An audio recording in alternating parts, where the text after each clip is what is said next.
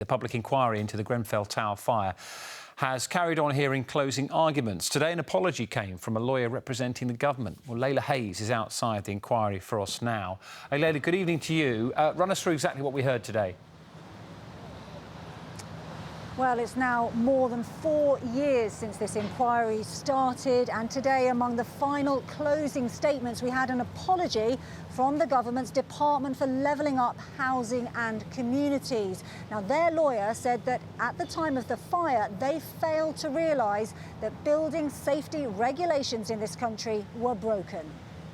The department wishes again to apologise for its failure to ensure effective whole system oversight of the regulatory and compliance regime.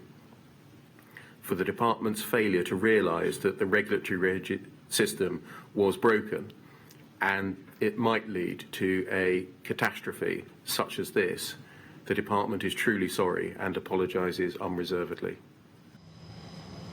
But we also heard today that although there have been a number of apologies throughout this inquiry, none of the core participants, including the cladding companies, the manufacturers, the local council, have been willing to accept blame for what happened that night.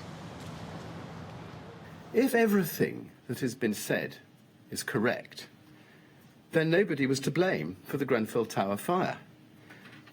Can that really be right? Is the answer that you are to give to the survivors, to the grieving families and to the wider public to be that the Grenfell Tower fire was just a terrible accident, just one of those unfortunate incidents that happen occasionally? Or is it to be that there are so many to blame that no one individual or organisation shoulders very much blame?